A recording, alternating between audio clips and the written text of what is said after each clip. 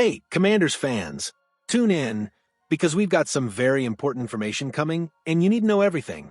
Here on the channel, you'll find all the latest news about our team with breaking news and everything a true Commanders fan needs to know.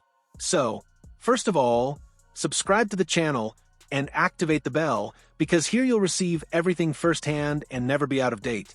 Oh, and leave your like right now to strengthen this incredible community and show that Commanders fans are always there. No more ado, hang in there, because today's news is unmissable. Now, let's get straight to the point. Commanders Jakori Krosky Merritt get scary week. One update linked to Cowboys Jaden Blue. The easiest thing to do when the Washington Commanders released their unofficial depth chart earlier this week was to dismiss it as something that didn't really matter. That's what everyone who believed in Jakori Krosky Merritt wanted to do, because he was listed as RB4. He certainly wasn't treated like the number 4 running back in the preseason. He sat out the finale with Austin Eckler, suggesting they would be the 2 best running backs. And the Commanders traded Brian Robinson Jr., making room for the rookie known as Bill. But what if that's not the whole story? What if instead this ends up like the Dallas Cowboys and Jaden Blue in Week 1? That's what social media users wondered. If Blue was just the appetizer. Blue was listed as RB3 on the Cowboys' depth chart before Thursday night's opener, but that, too, was dismissed as relatively unimportant. And then, when the inactives came out 90 minutes before the game, Blue was a good option. This suggested the depth chart did indeed mean something. Teams don't necessarily use these unofficial depth charts in the same way, so JCM can't have any connection to Blue. But there's a chance the connection exists. Krosky Merritt was a 7th-round draft pick in April. There's no guarantee he'll play in Week 1. Everything pointed to a solid role for him until the RB4 designation. Now, Washington fans and fantasy football players wait to see if Krosky Merritt will also be a surprise or if he's ready to play. Why Jaden Daniels of Commanders needs to have great results in 2025. Washington Commanders wants another brilliant season, and Jaden Daniels needs to deliver a lot for NFL season. There seems to be divergent opinions about the Washington Commanders for the NFL 2025 season. This is true, even if Dan Quinn thinks his quarterback is the worst. But this is why Jaden Daniels needs to deliver great performance to the Commanders in 2025. First, the Commanders did a lot to improve Daniels' situation. The main positive point was the improvement of the offensive line. Even so, it occupies only 19th position, according to Pro Football Focus. The offensive line of the Commanders was a pleasant surprise in 2024, and the unit should further improve with Laramie Tunsil now on the team, wrote Zoltan Bude. Veteran left tackle remains a threat in passing blocking, with a note of 89.1 at PFF in 2024, 4th best among 80 offensive qualified tackles. They also hired the wide receiver Deebo Samuel, recruited running back Bill Krosky Merritt, and signed a large contract length with wide receiver Terry McLaurin. Commanders quarterback Jaden Daniels has no excuses, at least not entering the season. If the Commanders remain relatively healthy, a lot will be expected from Daniels.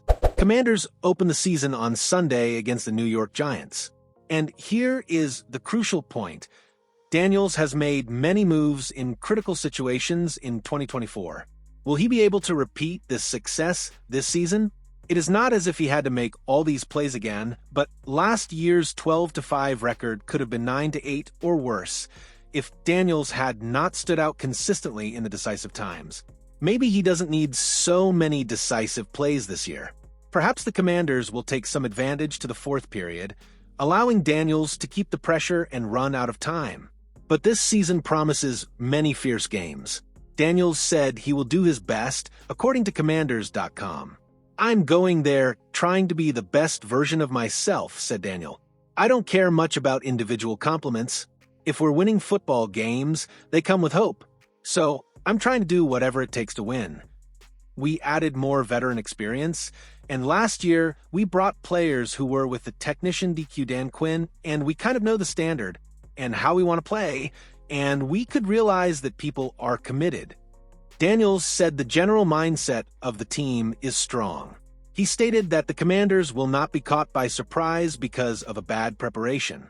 Kendrick Bourne could be the underrated spark the Commanders' offense needs.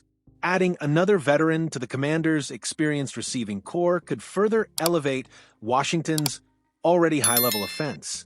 At first glance, the Washington Commanders are fine where they are on the outside. That hasn't stopped Adam Peters from looking for alternatives.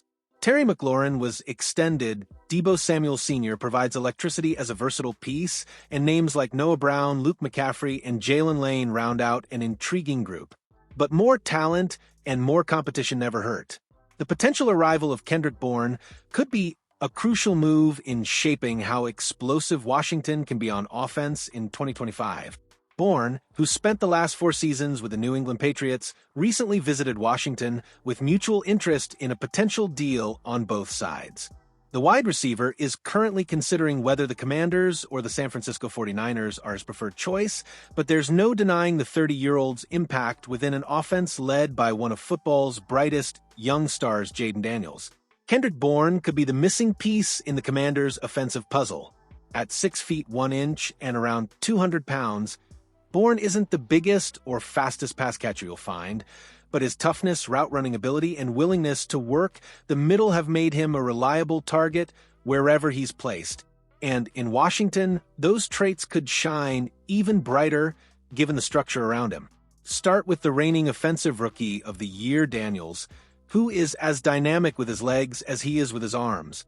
And if there were any doubts about how Bourne would fit in D.C., a quick look at names like Olamide Zaccheaus and Diami Brown being promoted by the offensive lineman silences any doubts. You can never have too many reliable players for a young quarterback, someone who can find weaknesses in coverage, win quickly, and turn short throws into continuous movement plays. Bourne fits that description perfectly. McLaurin remains the unquestioned WR1 as a top-tier route runner who consistently beats cornerbacks at number 1 and forces bracket coverage over the top. But as defenses force 2 cornerbacks at number 17, shifting numbers offensively will open up avenues for secondary options. While veteran tight end Zach Ertz was that figure in 2024, having Bourne's ability to work underneath, settle into zone windows, and use his physicality after the catch gives him the chance to be that added security blanket with the power to score 6 points. There's also a potential flaw in Washington's offensive design. Cliff Kingsbury has built his reputation on spacing concepts, quick passing schemes, and allowing playmakers to operate in space.